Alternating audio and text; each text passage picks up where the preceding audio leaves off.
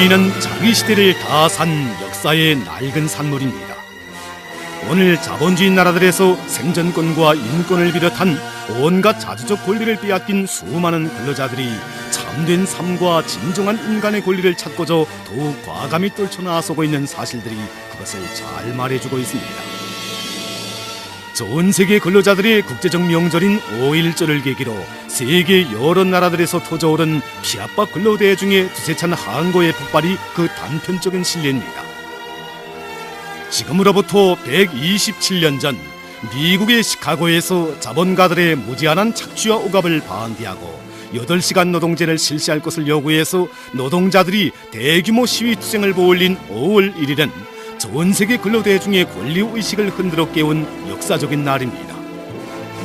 이날이면 세계의 많은 나라 근로대중이 평등과 생존권을 요구해서 거리에 떨쳐나서곤 합니다.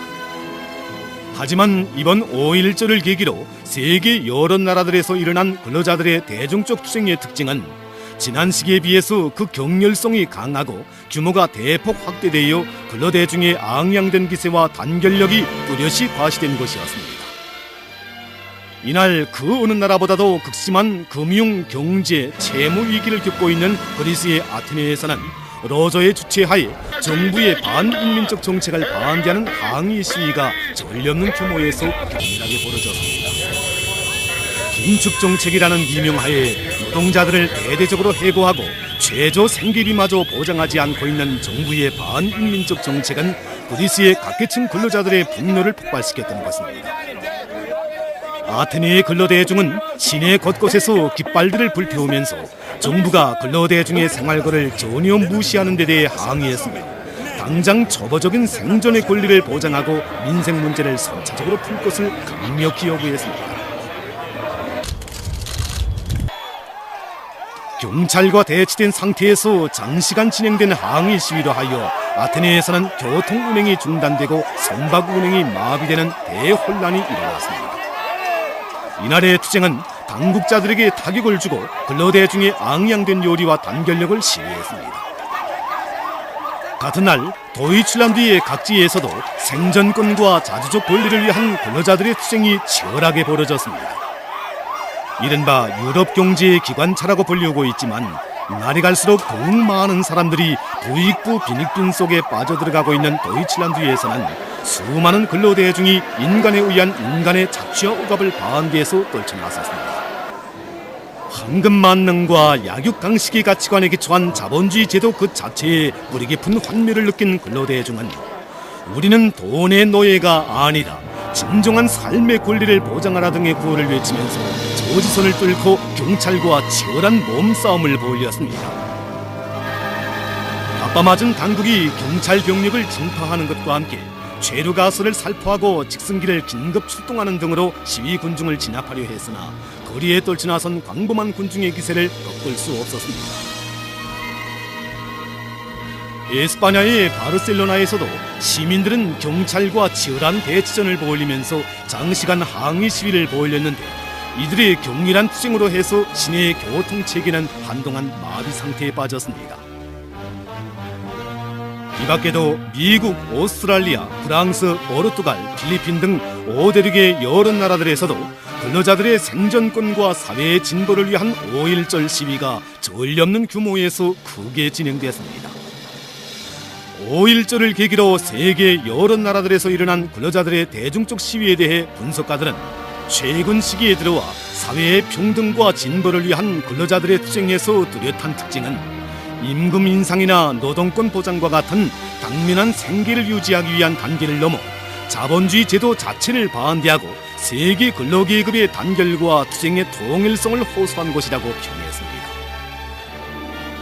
그러면서 관측자들은 오스트랄리아의 전국 각지에서 진행된 근로자들의 5.1절 시위에서 하나의 투쟁, 하나의 싸움, 세계 노동자 연합이라는 구호가 전면에 등장한 신뢰를 들었습니다. 관측자들은 또한 이번 5.1절 시위가 희생도 무릅쓴 전례없는 격전을 방불케 한 점과 이 투쟁에 기존 정치 세력뿐 아니라 정치와 담을 쌓았던 무소속 인사들까지도 광범위 합류된 점을 들었습니다.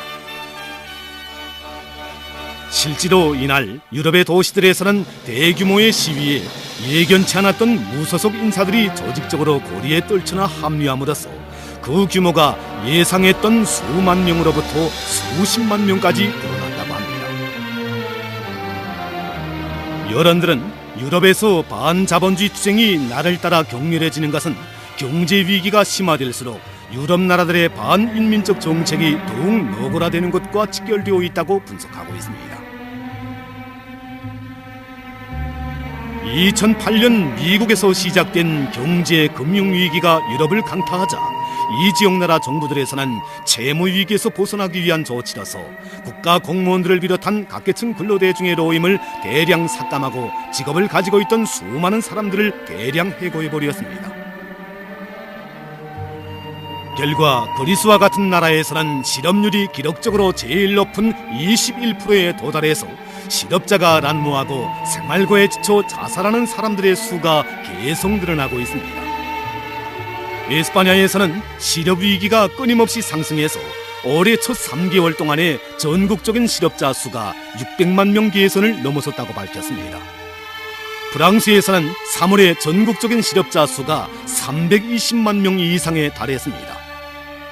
최근 경제협력개발기구가 조사 자료를 인용하여 발표한 자료에 의하면 미국과 카나다를 비롯해서 기구에 망라되어 있는 서방 나라들에서 심각한 경제 위기로 지난 2월에만도 실업자 수가 총 4,870만 명에 달했다고 밝혔습니다. 자본주의 나라 근로자들에게 있어서 실업은 곧 빈곤과 죽음을 의미합니다.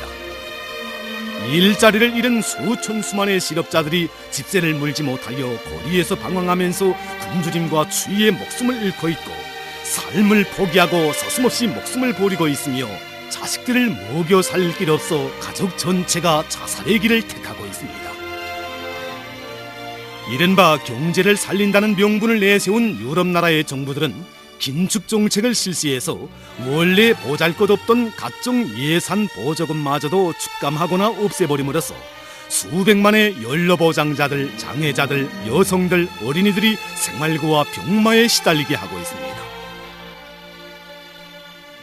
괴로움과 고통의 극한점에 다다른 근로대중은 항고와 투쟁의 거리로 떨쳐나와 99%의 근로대중을 희생하여 1%의 부자들을 살리는 정부는 국민을 위한 정부가 아니며 자본주의 시장 경제는 근로대중을 죽이는 경제이고 자본주의 제도는 정부의 실책을 국민의 고통으로 바꾸는 제도라고 외치면서 자본주의 사회 전반을 밑부리치 뒤흔들어 놓고 있습니다.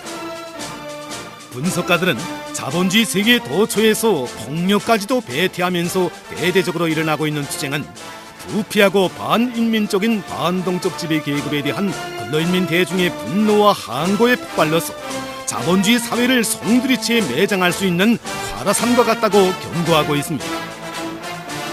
앞으로 자본주의 사회의 취약성이 더욱 드러나고 그로 인한 자본주의 위기가 심화될수록 인민 대중의 참다운 자유와 행복을 위한 전 세계 근로자들의 단합된 투쟁은 더욱 과감하게 진행될 것입니다.